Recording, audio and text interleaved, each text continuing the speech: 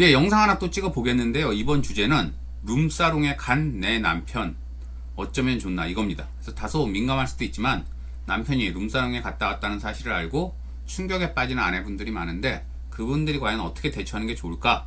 거기에 대해서 한번 영상을 찍어 봤습니다. 그래서 화면 바꾸겠습니다. 일단 중요성부터 보죠.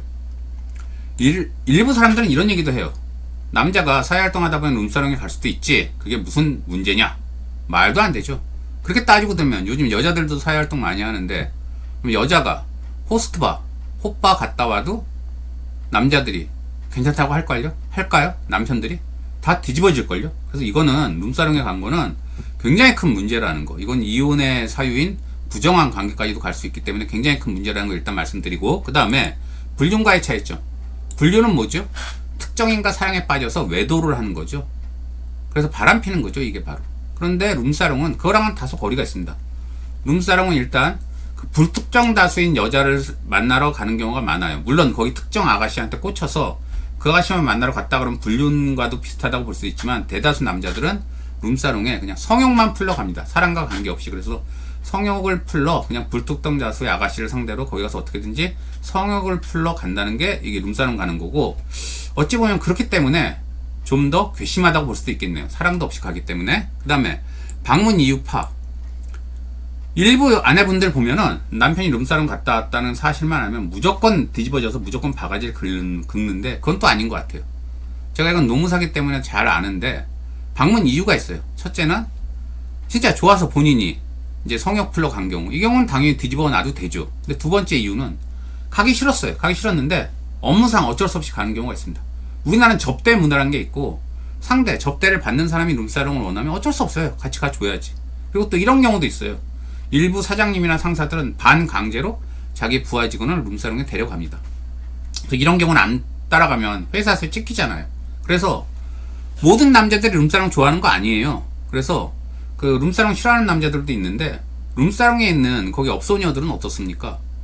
불특정 다수 남자들과 스킨십, 뭐 성관계 이런 걸 하다 보니까 아무래도 좀 성병 같은 게 걸려있을 소지가 있죠. 그래서 깨끗한 거 좋아하는 남자들은 룸사롱 되게 싫어합니다.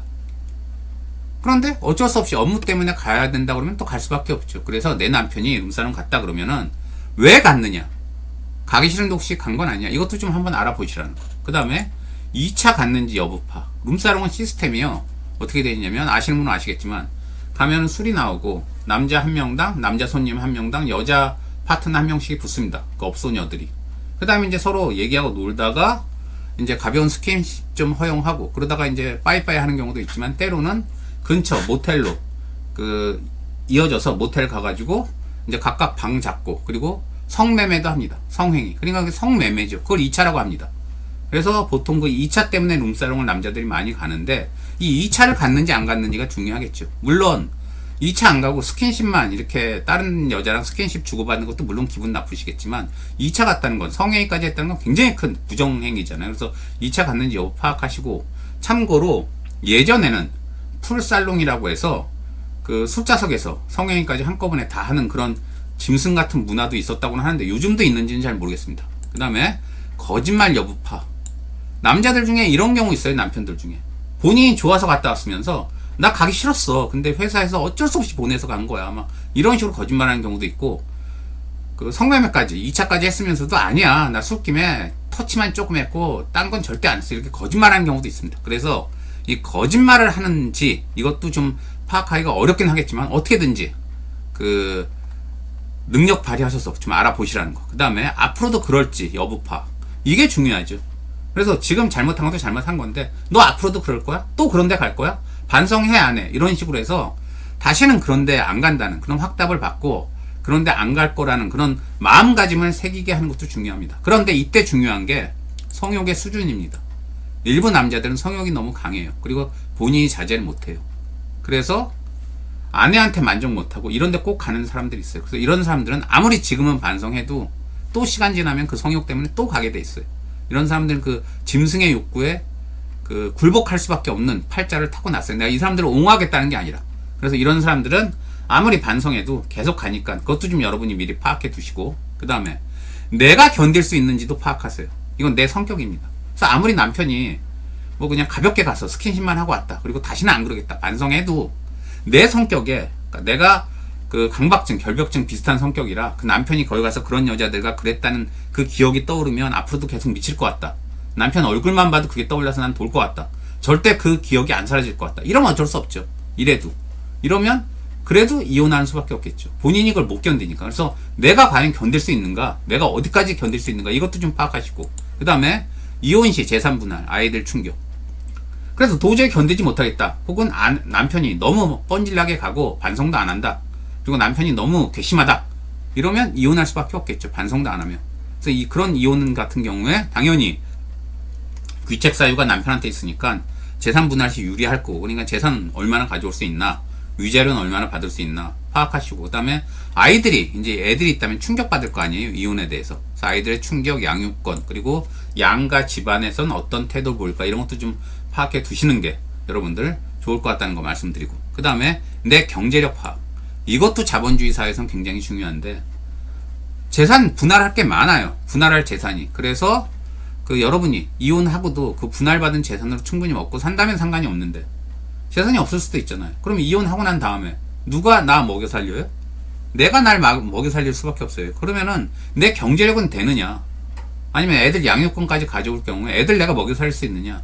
냉정하지만 참 이게 어찌 보면 굉장히 좀 비정하지만 이것도 고려하실 수밖에 없다는 거. 그래서 결론부터 말씀드리면, 내 경제력이 없으면 이혼이 오히려 더 큰 어려움으로 가는 지름길일 수도 있다는 거 말씀드리고, 그 다음에 결론 내리기.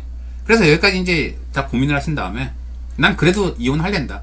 경제력 없어도 어찌어찌 내가 또 먹고 살릴 수 있고, 저런 남자는 도저히 내가 못 견디겠다. 그러면 이혼하시는 거고, 그래 그냥 어쩔 수 없다. 내가 경제력도 좀 없고, 아니면은 남편을 좀 용서하는 게 이 상황에서 가장 현명할 것 같고, 그러면은 같이 사시는 겁니다. 그런데 인생 자체가 연기. 이건 뭐냐면요, 일부 여자분들 중에, 아내분들 중에 이런 남편을 용서해주고, 그리고 어쩔 수 없이 받아들인 다음에 내가 경제력이 없고 해서 어쩔 수 없이 받아들였다.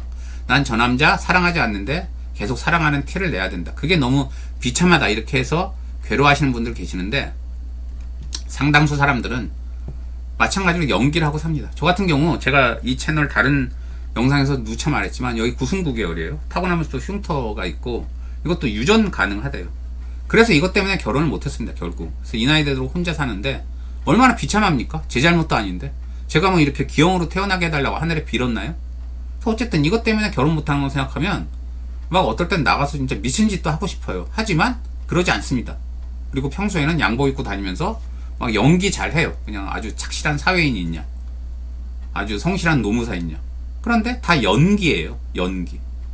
제 주위 사람들의 신뢰를 깨고 싶지 않고 제 자존심을 깨고 싶지 않아서 단지 그럴 뿐이니까, 여러분들이 혹시 이혼하고 싶고 해도 그러지 못하고 어쩔 수 없이 같이 살고, 같이 그냥 살면서 착한 그 아내, 그리고 좋은 엄마 역할을 하는 게 너무 지겹더라도 상당수 사람들도 그렇게 연기하고 산다는 거, 그 얘기를 들으시면 좀 마음이 편해지실 것 같아서 얘기를 드리는 거고, 그 다음에 마지막으로 증거 확보. 이혼을 한다고 만약에 마음을 먹었으면 꼭 최대한 확실히 증거를 확보하세요. 남자들 보면은 이혼 얘기 안 나올 땐, 아 그래 내가 미안해 갔다 왔어 진짜 미안해 이렇게 얘기하다가, 막상 진짜 이혼한다고 해서 가정법원 가자 뭐 이런 얘기 나오면 입을 싹 바꿔요. 내가 언제 갔었어? 나 그런 데 간 적 없어.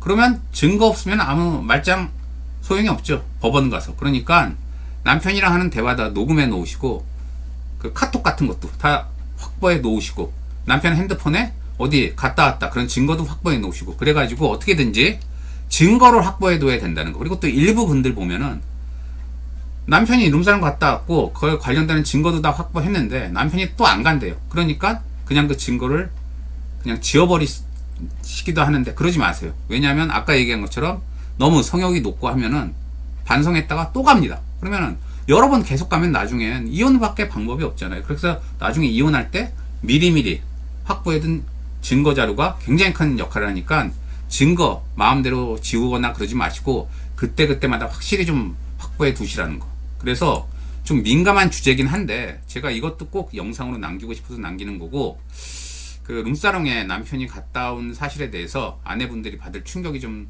이 영상으로 그나마 충격이나 대책 같은 게 좀 어떻게 세워지고 그분들이 받을 충격이 좀 완화되기를 바라면서 영상 마치겠습니다. 감사합니다.